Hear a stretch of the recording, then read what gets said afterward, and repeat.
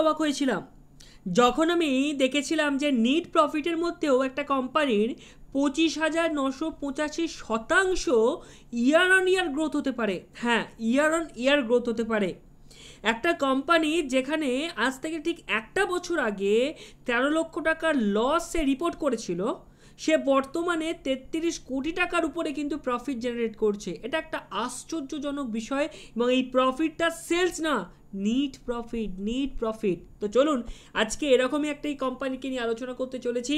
তো নমস্কার, সবাইকে সুস্বাগতম জানাই আমাদের ইউথ ট্রেডার ইন্ডিয়া অফিসিয়ালের নতুন একটি এপিসোডে। আপনারা জানেন আমরা রেগুলারলি ফাইন্যান্সিয়াল ইয়ার 2024-এর যে সমস্ত রেজাল্ট ভালো আসছে এবং তাদের পিছনে কী কী রিজন রয়েছে এবং সেটাকে খুঁটিনাটি আমরা জানার চেষ্টা করছি বা বোঝার চেষ্টা করছি। তো আমি কৃষ্ণেন্দু ব্যানার্জি, তো আপনাদেরকে স্বাগতম জানাই। তো চলুন আজকের ভিডিও শুরু করা যাক। তো আজকের কোম্পানিটাকে ওপেন করে নেব। ওপেন করে নেওয়ার পরে আমরা প্রথমে প্রফিট অ্যান্ড লস স্টেটমেন্টকে দিয়ে শুরু করব। প্রফিট অ্যান্ড লস স্টেটমেন্টকে দিয়ে যদি আমরা শুরু করি তাহলে আমরা দেখতে পাবো যে কোম্পানির কিন্তু আজ থেকে কিছু বছর আগে পর্যন্ত কিন্তু কোম্পানির মধ্যে কোনো গ্রোথই ছিল না, অর্থাৎ কোম্পানির কোনো সেলস ছিল না। সেই কোম্পানি কিন্তু আবারও রিস্টার্ট হতে দেখতে পাওয়া গেছে। যেখানে কোম্পানি নেগেটিভ রেটে রান করছিল সেই কোম্পানি এবার রিস্টার্ট হওয়ার পরেই কিন্তু সে 2,683 কোটি টাকার কিন্তু প্রফিট জেনারেট করেছে, এবং এই প্রফিটটা কিন্তু একদিনে না, সে কোয়ার্টার অন কোয়ার্টার বেসিসে কিন্তু প্রফিট জেনারেট করেছে। এবং আমরা যদি দেখি জুন 2023-এ আমরা দেখতে পাবো 151 কোটি টাকার সেলস জেনারেট করেছিল, তাছাড়া 506 কোটি টাকার সেলস জেনারেট করেছিল, তারপরে 748 কোটি টাকার সেলস জেনারেট করলো, তারপরে গিয়ে 1278 কোটি টাকার সেলস জেনারেট করলো। অর্থাৎ তার সেলস কিন্তু কোয়ার্টার ওয়ান কোয়ার্টার বেসিসে আমরা বাড়তে দেখতে পাচ্ছি। এবং শুধু কি তার সেলস বাড়তে দেখতে পাচ্ছি? Definitely not. তার যে অপারেটিং প্রফিট, সেই অপারেটিং প্রফিটকে যেখানে 2 কোটি ছিল জুন 2023-এ দাঁড়িয়ে, আজকে মার্চ 2024-এ সেখানে দাঁড়িয়ে আছে 32 কোটি, অর্থাৎ প্রায় 16 গুণ আমাদের কিন্তু আমরা দেখতে পাচ্ছি অপারেটিং প্রফিটের গ্রোথ দেখতে পাওয়া যাচ্ছে। এবং তার সাথে কোম্পানির অপারেটিং প্রফিট মার্জিনের মধ্যেও কিন্তু আমরা দেখতে পাচ্ছি যে গ্রোথ হয়েছে, যেখানে 1% ছিল বর্তমানে 2%, এবং সেই 2% কিন্তু মেনটেন করছে।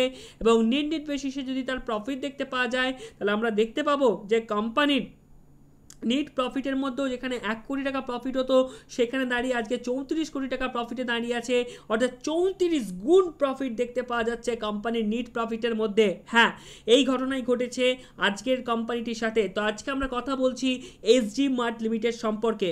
এই এসজি মার্ট লিমিটেড এই কোম্পানিটির ফান্ডামেন্টাল কেমন সেটা বোঝার চেষ্টা করব। আগে তার ব্যবসাটা বুঝতে হবে, সে কোথায় ব্যবসা করে। সে প্রাইমারিলি রিনিউয়েবল এনার্জির উপরে বিজনেস করে, অর্থাৎ আমরা দেখতে পাচ্ছি যে রিনিউয়েবল এনার্জি একটা সুপার ট্রেন্ডে রয়েছে। আর তার সাথে আমরা দেখতে পাচ্ছি তার যে কোম্পানি যে জিরোতে একটা নাম্বার ছিল তার সেলস, আজকে কিন্তু সেখানে 2000 কোটির উপরে কিন্তু ইয়ার বেসিসে কিন্তু সে সেলস জেনারেট করছে, যেটা একটা আকস্মিক নাম্বার এবং একটা পজিটিভ টার্ন অ্যারাউন্ড দেখতে পাওয়া যাচ্ছে কোম্পানির তরফ থেকে। তার সাথে কোম্পানির উপরে যদি আরও ডিটেলসে কথা বলার চেষ্টা করি তাহলে আমরা বুঝতে পারবো 1985 সালে সে কিন্তু ইনকর্পোরেট হয়েছিল, এবং সে বর্তমানে কিন্তু তার মার্কেট ক্যাপ রয়েছে 5,260 কোটি টাকা। অর্থাৎ আমরা এখান থেকে বলতে পারি যে কোম্পানি কিন্তু একটি স্মল ক্যাপ কোম্পানি। এবং কোম্পানির যদি আমরা স্টক পি দেখি তাহলে স্টক পিকে দেখা যাচ্ছে 86.2-তে ট্রেড করতে, যেটা ইন্ডাস্ট্রি পি থেকে প্রায় অনেকটা গুণ উপরে। তার মানে আমরা বুঝতে পারছি যে স্টক পিটা তার যে এইভাবে যে গ্রোথ হচ্ছে, অর্থাৎ তার যে কোয়ার্টার অন কোয়ার্টার বেসিসে যে গ্রোথ, সেই গ্রোথের উপর ডিপেন্ড করে তার শেয়ার প্রাইসটাও কিন্তু গ্রোথ হতে দেখতে পাওয়া গেছে। তার মানে তার প্রভাব অলরেডি পড়ে গেছে শেয়ার প্রাইসের উপরে, এবং তার পরিচয় আমরা কারেন্ট প্রাইসের সাথে ইন্টেন্সিক ভ্যালু তুলনা করলেও আমরা পাচ্ছি। যেখানে দেখতে পাচ্ছি যে ইন্টেন্সিক ভ্যালু যেখানে 231 টাকা চলছে, সেখানে আমরা দেখতে পাচ্ছি কারেন্ট প্রাইস চলছে 472 টাকা, অর্থাৎ ইন্টেন্সিক ভ্যালুর থেকে বেশি দাম চলছে কারেন্ট প্রাইসের, এবং সেখানে আমরা বেশি করে প্রিমিয়াম পে করতে হচ্ছে।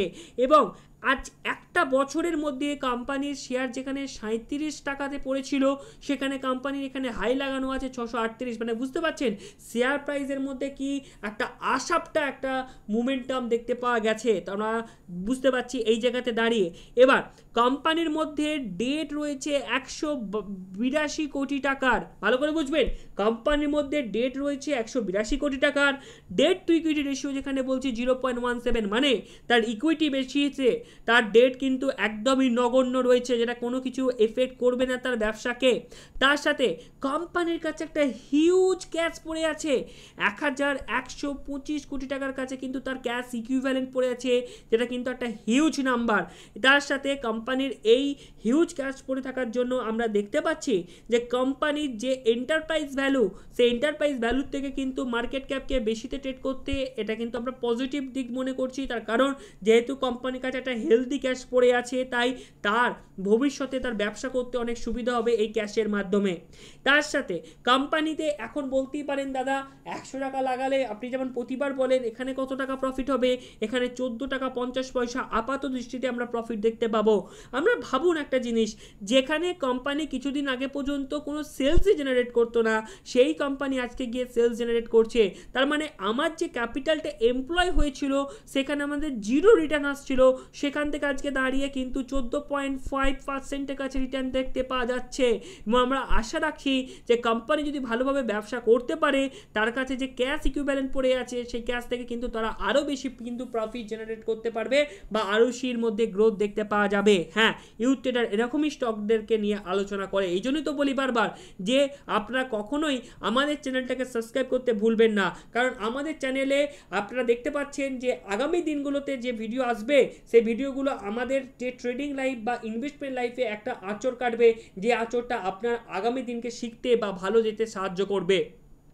এবং তার সাথে আমরা যদি দেখি যে কোম্পানির পিয়ারদের সাথে তুলনা করে, অর্থাৎ আদানি এন্টারপ্রাইজের সাথে ফেলবো, আমরা এমএমটিসির সাথে ফেলবো করে যদি আমরা যদি দেখি এসজি মার্টকে আমরা এখানে বর্তমানে তুলনা করতে, তাহলে আমরা দেখতে পাবো যার ইভি বা ইবিটা কিন্তু বর্তমানে কিন্তু অনলেগটা উপরে ট্রেড করছে। আমি বলেছি অলরেডি যে সে অলরেডি 37 টাকা থেকে কিন্তু 600 টাকার উপরে অলরেডি সে কিন্তু হাই লাগিয়ে এসছে, সেহেতু কিন্তু তার শেয়ার প্রাইসটা কিন্তু অলরেডি ওভার ভ্যালুড হয়ে আছে। তো সেখান থেকে হালকা কারেকশনের প্রয়োজন আছে যদি আমরা এন্ট্রি নিতে চাই। তো নেক্সট আমরা যদি এটা বলি যে কোম্পানির মধ্যে পি তুলনায় কোম্পানি কোথায় প্রতিষ্ঠান, আমরা দেখতে পাবো যে ওই সেক্টরের ম্যাক্সিমাম কোম্পানি, আমাদের ট্রেডিং সেক্টরের ম্যাক্সিমাম কোম্পানি কিন্তু ওভার ভ্যালুড রয়েছে, তার মধ্যে অন্যতম কিন্তু এসজি মার্টও রয়েছে। তার মানে ওভারঅল বেসিসে আমরা এখনও পর্যন্ত দেখতে পাচ্ছি কোম্পানির কাছে হিউজ ক্যাশ পড়ে আছে, company quarter on quarter profit growth দেখাতে পারছে, কোম্পানি অপারেটিং প্রফিট মার্জিনের মধ্যে একটা হালকা স্টেবল মেনটেন করতে পারছে, তার সাথে কোম্পানি নিট প্রফিট জেনারেট করতে পারছে এবং আদার ইনকামও জেনারেট করতে পারছে। এবং তার সাথে আমরা আরও একটা জিনিস দেখতে চাইবো যে কোম্পানির মধ্যে যে লোনটা রয়েছে সেই লোনটা কোম্পানির কোন মানে শর্ট টার্ম লোন নিচ্ছে না লং টার্ম লোন নিচ্ছে। তো আমরা দেখতে পাচ্ছি কোম্পানির ক্ষেত্রে এই কোয়ার্টারে কিন্তু 182 কোটি টাকার লোনটা নিয়েছে এই মার্চ 2024-এ, এবং এই 182 কোটি টাকার লোনটা যে দেখে যদি আমার মনে হয় যে এটা অনেক বেশি, তার কারণ এটা অনেকটা বেশি, তার আমি বলবো যে আপনারা ভুল ভাবছেন। কেন ভুল ভাবছেন? তার কারণ তাদের কাছে ক্যাশ পড়ে আছে, একটা হিউজ ক্যাশ তাদের হাতে পড়ে আছে, এবং সেই ক্যাশটা আমি আপনাদেরকে দেখিয়ে দিচ্ছি। যেমন আপনারা যদি আদার অ্যাসেটে যান তাহলে এখান থেকে আপনারা দেখতে পাবেন যে ক্যাশ ইকুইভ্যালেন্ট তার কাছে পড়েছিল প্রথমে 2 কোটি, তারপরে 12 কোটি, তারপরে এখন বর্তমানে পড়ে আছে 1125 কোটি। এবার আমাদেরকে দেখতে হবে যে 1,125 কোটি যেটা এলো, এটা এলো কোথা থেকে? এই 1,125 কোটি তো আসার কথা নয়, তার কারণ কোম্পানির কাছে তো পূর্বের সেরকমভাবে তো ক্যাশ পড়ে থাকার তো কথা নয়, সেই ক্যাশটা এলো কোত্থেকে? এই যে কারেন্ট অ্যাসেটটা এসছে, সেই কারেন্ট অ্যাসেট দেখতে গেলে আমাদেরকে ক্যাশ ফ্লো চেক করতে হবে যে সেখানে সে কোনোরকমভাবে মাইনাস পয়েন্ট করেছে কিনা। তো তার জন্য আমরা দেখতে পাচ্ছি পজিটিভ ক্যাশ ফ্লো কিন্তু বর্তমানে রয়েছে, এবং তার সাথে কোম্পানির যে ইনভেস্টমেন্ট অ্যাক্টিভিটি, সেই ইনভেস্টমেন্ট অ্যাক্টিভিটিতে গিয়ে চেক করতে হবে যে এই ক্যাশটা এলো কোর্ট থেকে। তাহলে আমরা দেখতে পাচ্ছি যে কোম্পানি কিন্তু এখানে কোনো রকমভাবে ইনভেস্টমেন্ট সেল করে সেখানে কিন্তু সে ক্যাশ বের করে নিয়ে আসেনি, অর্থাৎ এই যে ক্যাশটা রয়েছে সেই ক্যাশটা কিন্তু তার পূর্বের একটা পাওনা, সেই পাওনাটা কিন্তু সে পেয়েছে, সেই জন্যই ক্যাশটা রয়েছে। তার কারণ এছাড়া তো আমরা এখানে কোনো কিছু দেখতে পাচ্ছি না। তাছাড়া অপারেটিং অ্যাক্টিভিটি থেকে আমরা কিন্তু এটা ধরতে পারবো যে ক্যাশটা এলো কোর্ট থেকে। তাহলে আমরা দেখতে পাবো যে কোম্পানির মধ্যে কিন্তু অপারেটিং অ্যাক্টিভিটির মধ্যেও কোনো ডুপ্লিসিটি হয়নি, অর্থাৎ কোম্পানি কিন্তু মোটামুটি একইভাবে আমরা দেখতে পাচ্ছি যে কোম্পানি যেমন এবারে কোনো রকম ইনভেস্টমেন্টও করেনি, সেভাবে কিন্তু ইনভেস্টমেন্ট করেনি যেমন, তার সাথে কোম্পানি কিন্তু কোনো রকম সেলও করেনি। শুধুমাত্র আমরা দেখতে পাচ্ছি 5 কোটি টাকার একটা সেল করেছে, কিন্তু তার কাছে ক্যাশ পড়ে আছে আমরা দেখতে পেলাম 1200 কোটির উপরে। তাহলে ওভারঅল বেসিসে আমরা একটা জিনিস বুঝতে পারছি যে কোম্পানির কিন্তু আস্তে আস্তে ফান্ডামেন্টালের মধ্যে উন্নতি হচ্ছে। যখন কোম্পানির প্রোমোটাররা 75% সেল করে দিয়ে বেরিয়ে গিয়েছিল এবং বর্তমানে যেহেতু 52% রয়েছে, কিন্তু এখানে কিন্তু এফআইআইদের কিন্তু এন্ট্রি হতে দেখতে পাওয়া যাচ্ছে। এবং কোন এফআইআর এন্ট্রি হয়েছে যদি আমরা দেখতে চাই তাহলে হয়তো দেখতে পাবো না, তার কারণ এখানে যারা এফআইআই রয়েছে তারা নিজেদেরকে হাইড করে রেখেছে বা 1%-এর বেশি কিন্তু তাদের কাছে হোল্ডিং নেই, সেই জন্য কিন্তু তাদেরকে এখানে চার্টে দেখতে পাওয়া যাচ্ছে না। এবং আমরা কিন্তু পাবলিক শেয়ার হোল্ডিংটা অবশ্যই দেখব, তার কারণ পাবলিক শেয়ার হোল্ডিংটা কিন্তু দেখাটা খুবই গুরুত্বপূর্ণ। এবং আমরা দেখতে পাচ্ছি যে সাহিল গুপ্ত এখানে শেয়ার কিন্তু সেল করতে দেখতে পাওয়া যাচ্ছে। তবে আমরা একটা জিনিস বুঝতে পারছি যে এই কোম্পানি কিন্তু আস্তে আস্তে কিন্তু প্রফিটের দিকে যেমন যাচ্ছে, তেমনি আমাদেরকে কিন্তু একটা কশিয়াসলি কিন্তু আমাদের স্টেপও কিন্তু নিতে হবে। কেন? তার কারণ কশিয়াসলি এই জন্যই হতে হবে, তার কারণ এই কোম্পানি যেন এমন না হয় কোনো স্ক্যামের সাথে যুক্ত হয়ে আছে। তো আমাকে কি করতে হবে, এর একদম ডিটেল ব্যালেন্স শিট রিড করতে হবে, এতে রেড ফ্ল্যাগ অ্যানালাইসিস করতে হবে। তো আপনারা যদি এগুলো আপনারা ডিটেলডে চান তো ডেফিনেটলি আপনারা কমেন্ট করুন, আমরা কিন্তু এর উপরে ভিডিও বানানোর চেষ্টা করব। এবং আমি বারবার বলছি যে কোম্পানি এইমাত্র একটা ইয়ার কিন্তু প্রফিটে এসছে, তো প্রত্যেকটা কোয়ার্টার যেমন প্রফিটে আসছে সেরকম এই নেক্সট ফাইন্যান্সিয়াল ইয়ারের কিন্তু আমাদের নেক্সট কোয়ার্টার 1টাকেও চেক করতে হবে যে সেই ইয়ারও কিন্তু সে প্রফিটে রয়েছে কিনা। তো এখানেই শেষ করছি, ভালো থাকবেন, সুস্থ থাকবেন এবং যাওয়ার আগে অবশ্যই লাল বাটনটাকে অ্যাজ আ বুল হিসাবে ধাক্কা মারতে ভুলবেন না এবং ধাক্কা মেরে দিয়ে চলে যান। দেখা হবে নেক্সট ভিডিওতে। Thank you so much.